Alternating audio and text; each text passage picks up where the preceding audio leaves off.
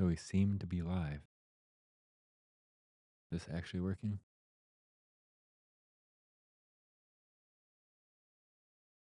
I didn't actually pull up a.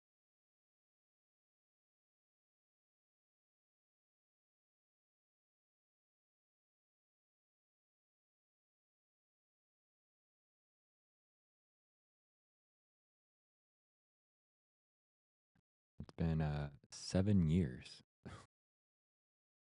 Uh, your browser encountered error while decoding the video. Why am I in the browser? No, I guess because I typed it in there.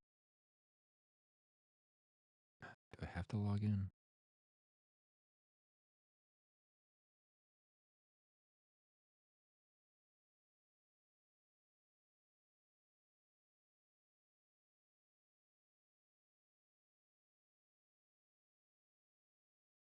So I'm kind of experimenting.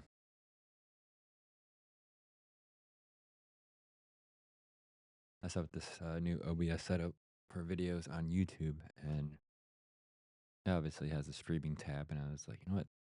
My old Twitch account is still set up on here, and I have no idea what's going on Twitch.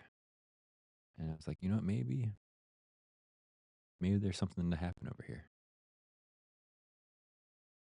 I just want to see if my audio is even working.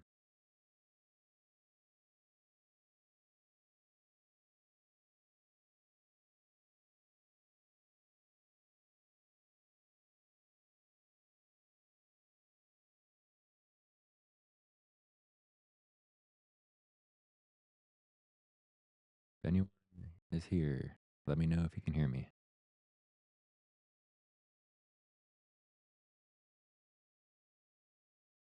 Yep, okay, I'm good. All right. I gotta say, I definitely gotta say that I am shocked that this worked first try.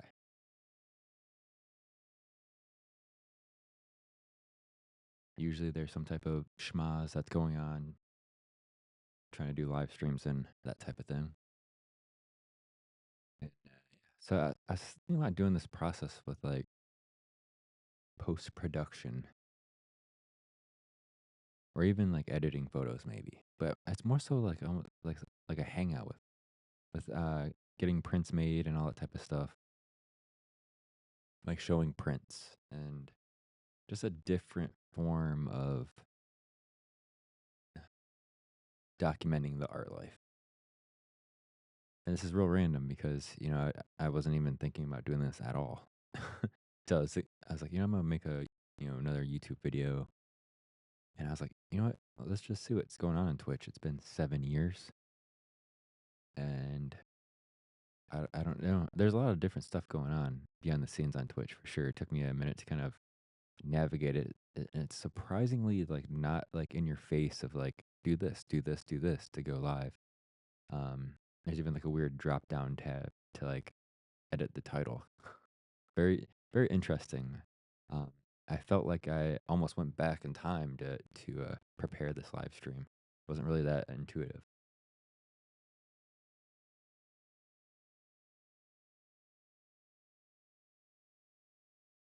Yeah, it's gonna be interesting. I think like if I'm doing this, I almost have to treat it like a video, especially like this early on. Like obviously, I went live with. I haven't been on 7 years. I have 108 followers on Twitch. I'm curious if any of them still even log into Twitch. Who knows? So, but it would be interesting to. So I'm recording this at the same time. I figure this would be really hilarious for the members at bsmitty.com to check out. Um, I feel like I need to angle this camera up a little bit higher. Well, I'm gonna have it pointed down too much.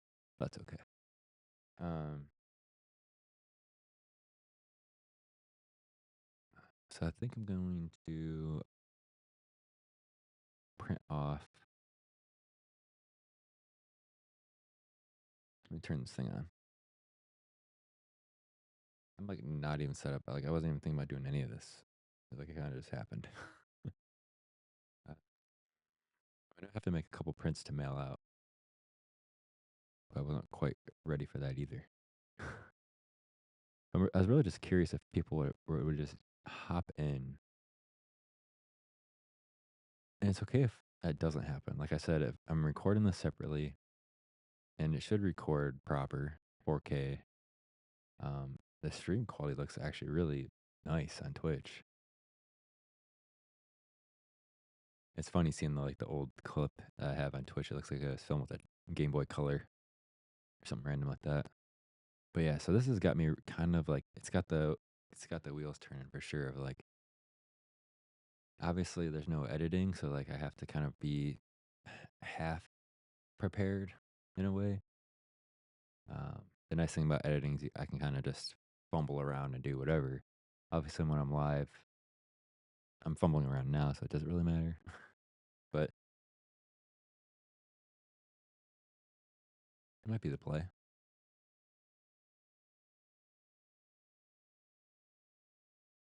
Hmm. Well, I don't think I'm gonna print anything off right this second. Go through my paper and all that kind of stuff, and maybe I figure out like a third. I can definitely set up. It should work. I feel like I have a really good system with the two cameras. I'm really nervous thinking about it, setting up a third camera. But what would be nice is like over in this section of the studio is to have like the DJI action, like a GoPro. Just have it really wide angle. So if like I go over here to like grab some paper or do some printing or something, I can switch to that camera.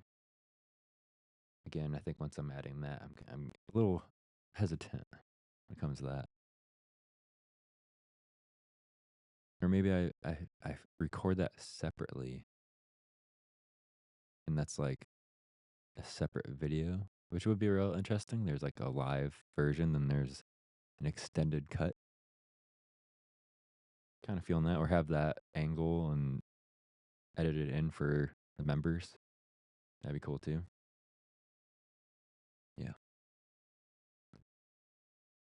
So one thing for sure I've learned, because I was just real curious how Twitch is these days. If there's any type of like push to like, I haven't streamed in so long, so I was like, I'm curious if like any viewers would pop in, like just by like the algorithm showing that, oh, what's the quest of the art life? Who's this dude? Let me see what's going on here. So far, uh, crickets, which is all right. I totally expected it, but I was actually hoping for like, oh hey, a couple people hopped in and just like put a random emoji in the chat or something or whatever, even if it was a bot to make me feel like it and want me to continue to it. I guess that maybe that's something for like Twitch to maybe trick the artist and making it feel like something's happening. That could be interesting.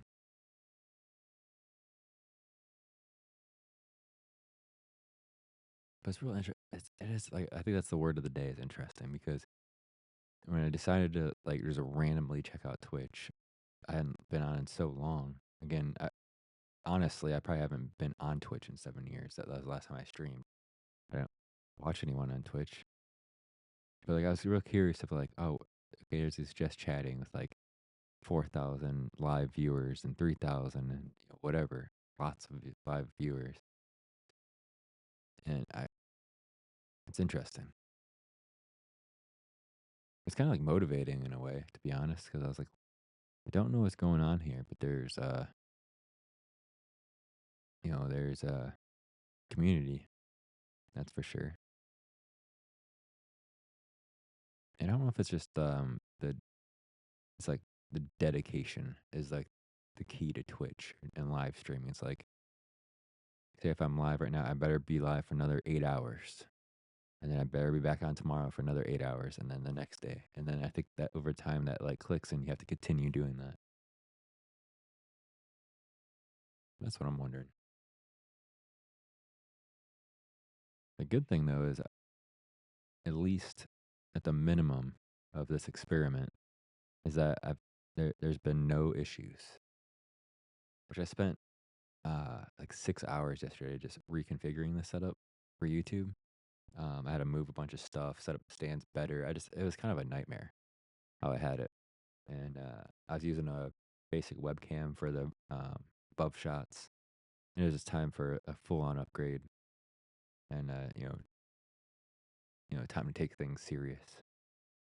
So I think that's important. I think there's definitely a place for just like being quick with your phone, but I also think there's something when I think of YouTube, especially and Twitch, might as well say Twitch as well, is this is something I've been thinking a lot about, and it's the reason I kind of use YouTube as like my photography source or like output. I should say not source. Like that's where I output like photography stuff more so than like to me. I feel like photography is more. If I were to just choose one, I'd choose YouTube over Instagram, that type of thing. And I've been thinking about YouTube a lot with like how Netflix is and all these streaming platforms. It's like there's so much content, and I know there's like millions of channels and everything like that, but eh, I still think there's a lot that YouTube needs to continue to be what it is and to grow. Really, you can have 30 million YouTube channels, but that doesn't really mean anything. Like to have a consistent person, whether it's live or uploading, is completely different than 30 million channels. Out of the 30 million channels, how many are posting even just weekly? A lot of the people that I've followed over the years don't even make that happen anymore. So it's something like I've been really like digging into, like just with myself and what to create. And that's obviously why I kind of spent all this time and put this like production value into place. Is like the things I'm thinking is the things I want to act on, and come up with these little projects. Like when I first started this live stream, I was talking about like print and like that's something like I want to do for YouTube, which I was kind of preparing to get ready to do something like that today. And but I just decided, oh, I'm gonna go live, and I'm like not ready to do that. But um, to me, it's like having these things where it's like, okay, maybe I'm making like a half hour video, or like just going over the prints I've just made, and the website I'm working on, and all this kind of stuff, and I really do feel like there's a place for um,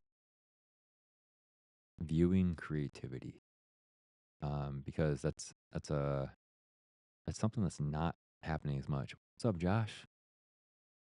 That's right. I'm on the quest of living the art life. That's for sure. I haven't been on Twitch in 7 years, and I was actually just getting ready to kind of get ready to make a YouTube video. I have a new setup here, and my Twitch was still set up on the streaming portion of OBS, and I was like, I'm gonna go live for just to see what's going on Twitch. So it's been a very very long time since I've went live, and I'm kind of just scoping it out. That's the conversation, is the art life, and uh, seeing what Twitch is all about right now, and kind of these ideas of printmaking and going through that process, maybe doing that live.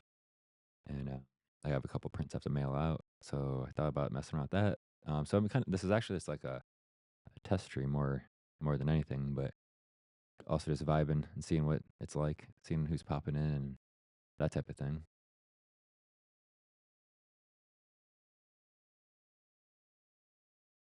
I see you have a photo in your name. What do you like shooting photos of?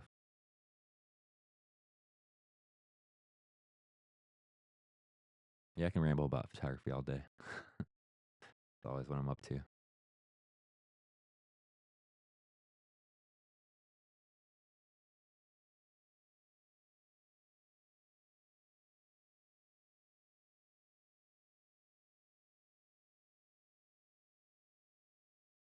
Yeah, that's pretty much what I'm up to. Not so much landscapes, but kind of, I guess, in a way. But mostly just like walking the streets, going to just random areas, just that type of thing. I like just parking a car in a random parking lot and just walking from there and finding stuff. I think that's kind of like the best way. I feel like that's where you find the photos that like that no one's making those photos. Like there's so many places I can go to that many people do. And I just don't want to go there.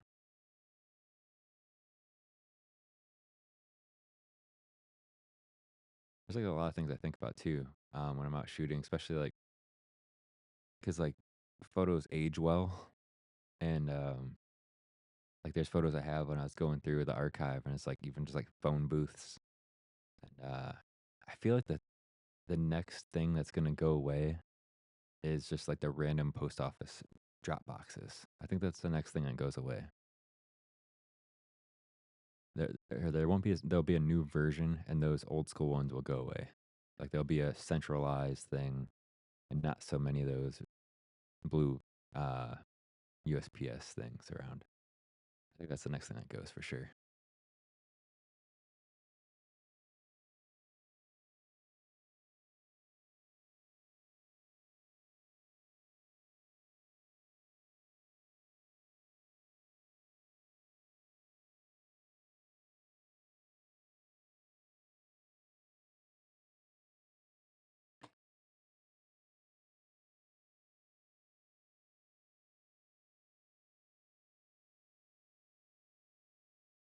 Oh yeah, yeah. It took me a second. Yeah, yeah. That that was that was just pure chance. That was me walking to my car to be done shooting photos too. And that's what's real interesting is you just never know. You can walk around for hours and nothing happens, and then you're walking to your car and just this moment happens. It's that's the great thing is like even when you're just like I don't know if I'm gonna get anything. It's just about getting out of the car and walking around. Yeah, definitely. And I appreciate you checking on the website. That's awesome. Trying to get better at posting pretty much daily. Been doing all right. Not the greatest. Oh yeah, yeah. I always have my camera, and yeah. There's a photographer. Uh, yeah, IG isn't really for photographers anymore. I use it, but it's a news platform. Um, Photographer Ricky Powell talks about it in this documentary called Everybody's Street, where like he talks about like if he just can't put his like camera around his shoulder while he's walking to the deli, he's in the wrong profession or something like that. And it's like the most perfect thing. It's like you can't carry a camera around. Like what am I doing? So that's what I always try to tell myself.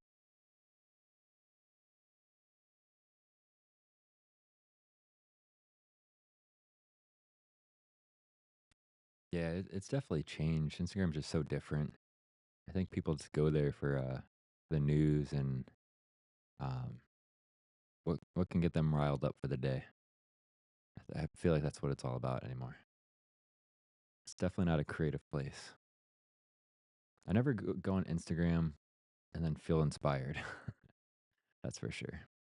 And I know like it's so funny. Like you can like do searches and change your algorithm, but that works for like a day, and then, like they start showing you the same stuff over again that they want to show you. I feel like I could be wrong on that.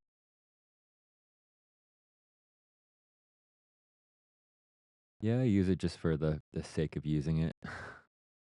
um, I feel like the Instagram stories has been the play for me for the past year or two.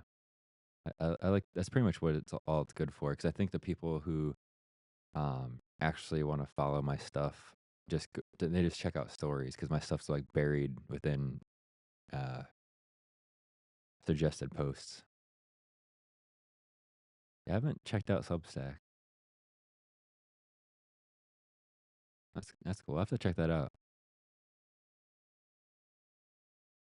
Yeah, I kind of like went back old school. I don't know if I mentioned it on the website in the older post, but like that's why I brought the blog back because I was just like I kind of want to go old school and just have that's just like my creative place. And there's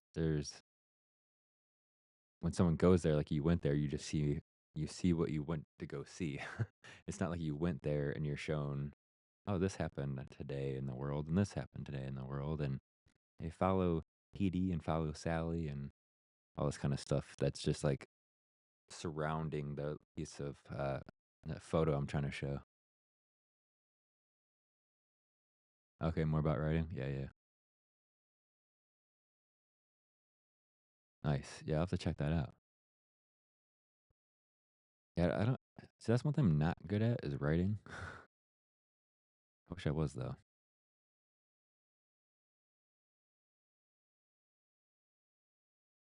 I think that's the only thing like, one thing I've been doing that's like, kinda just helped the writing aspect when I do stuff, like, is, I'll write exactly how I want it to be, and then I put that into ChatGPT, and it, like, fixes stuff, and then it'll put stupid stuff in there, and I have to take it out, and I basically use, like, 15% of what they do, but it kinda fixes my, it just makes it sound a little bit it reads better, that's what I should say, like, I write like how I talk, and it's not so much, easy to read. Just a little bit better of a grammar situation, I guess.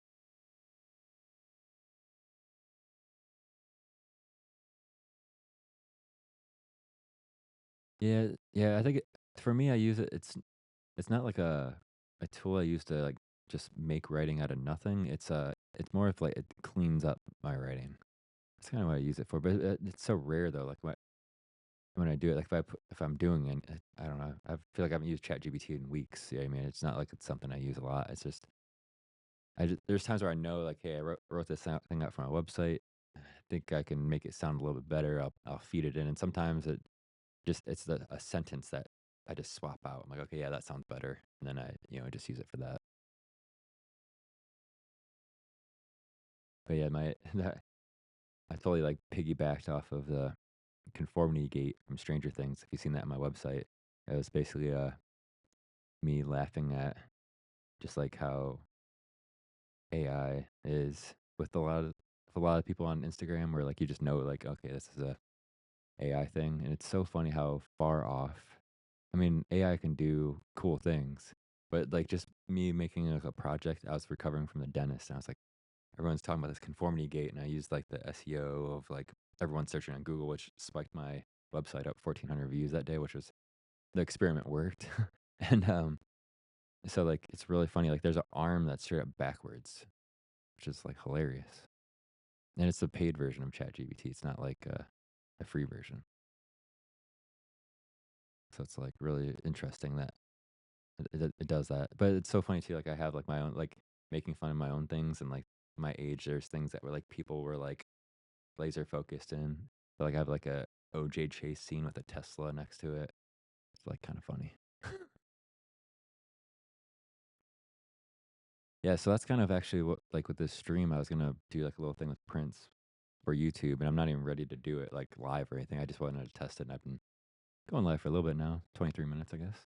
Um, that's a big thing that I wanted to switch over and to make myself make more prints is like I have like the cheap 4x6 option now, and I want to rotate like the shop where it's just like there's a print, and then it like has a few new prints, and maybe like a couple days later those go completely away. Then it's a few other new prints, and kind of steal the vibe of like how gaming works, um, with like shops and stuff like that. Like where it's just like it's something new to look at, um, because I think there's something with art that's really cool. Because like if you go to a website and it's the same all the time, like it's not that you won't go back. So I think that's one thing I want to do with like having the blog and then the shop just rotating, especially having like the cheap prints like that would be interesting.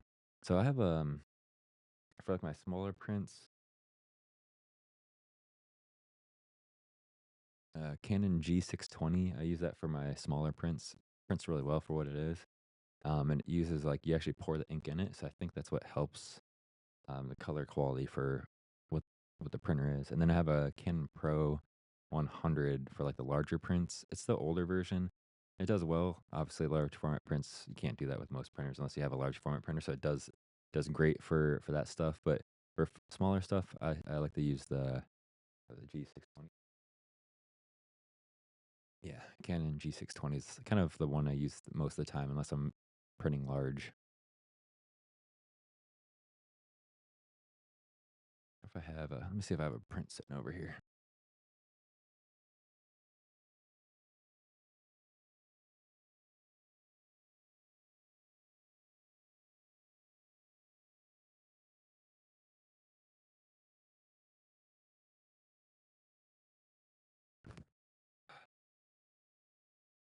This is a see if this above camera will actually work here.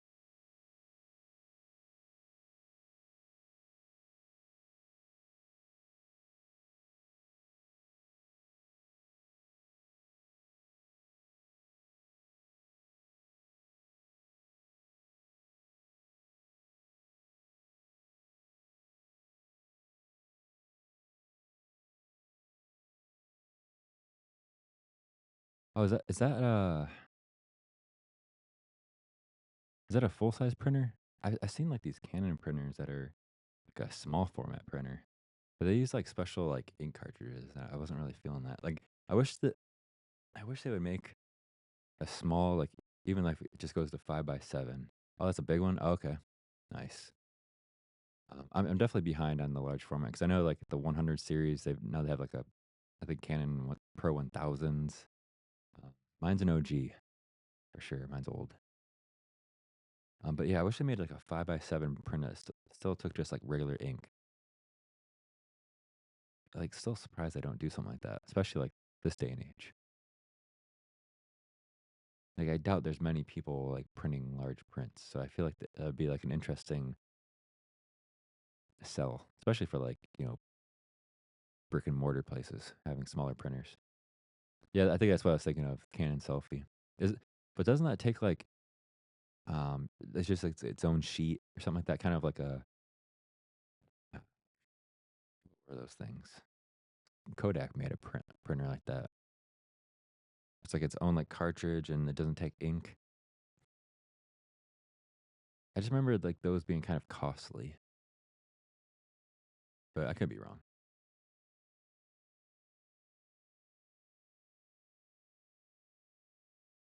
Oh, okay. Yeah, yeah.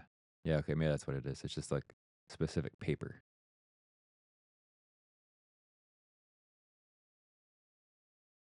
Yeah, because that's why I kind of went like almost complete. Like I just turned it all around with like the print shop and just having like cheap $3 prints. So I just like flip the script. You know what I mean? And just changing it up for this year and just make it kind of just different, more like a collectible vibe or something like that.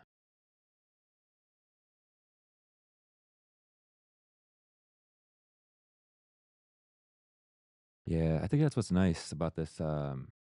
Like the ink for the 100. Like if you buy like an off brand, I think it's like $40 for the 8 inks you need. But the Canon, I've printed a lot, and I still haven't changed it. Like, cause you literally get a big bottle of ink of each color, and you pour the whole bottle in there. And I mean, it lasts a long time.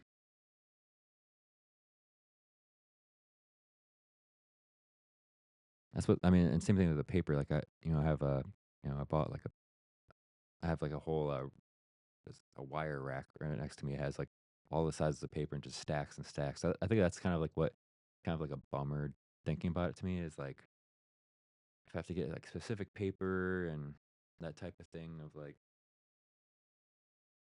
another thing I have to get, get like fuzz on my head, like dusty.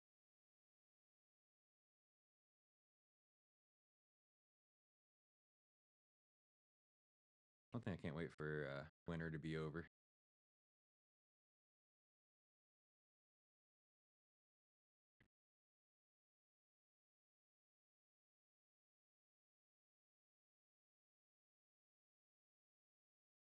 108 photos, yeah. I'd be curious how many like this would actually print.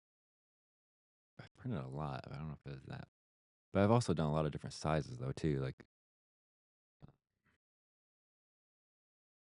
let's see here.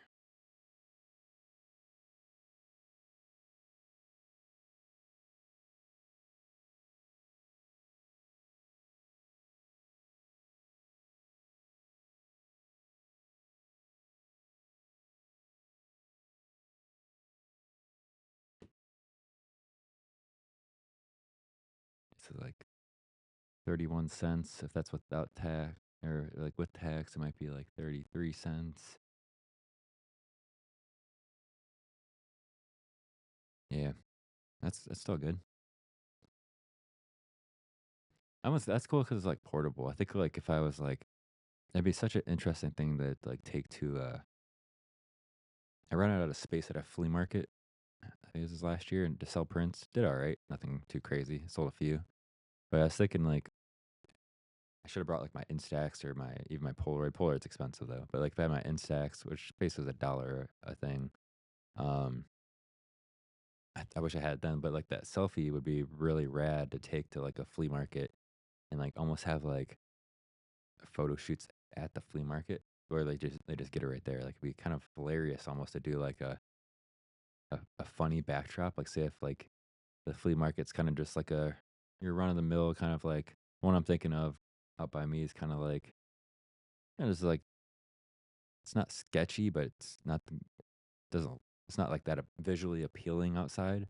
So it's like it'd be hilarious to have like a backdrop of like a beautiful you know, ocean view or something that's just like all of a sudden there and you can take some like I don't know. It's like something I don't do at all, but it'd be hilarious to do at a flea market because I think it'd be a just a funny experiment. It would just actually be great. What if I were to do with my own what I'd wanna do actually is just have a white backdrop and just shoot straight up portraits of people at the flea market in a in front of a white backdrop. That'd be awesome.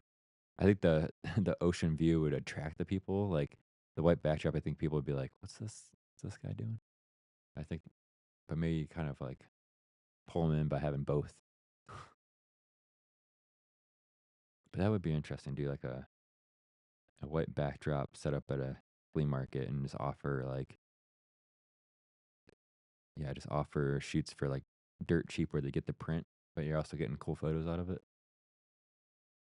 That would be pretty awesome.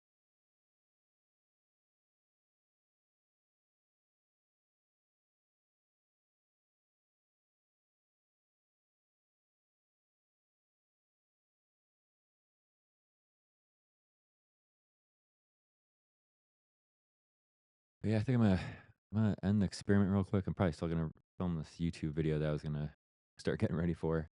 Um, so I need to get some other print out, other paper out to start making some prints here, and I have a couple to mail out. So I thought I'd do a little bit of something with that, and excited to work with this new setup, the overhead camera, and kind of get that going too. And I appreciate you hanging out in the chat. It's awesome. Made it a lot more fun than expected for sure. It's definitely a fun experiment, and I'll talk to you soon.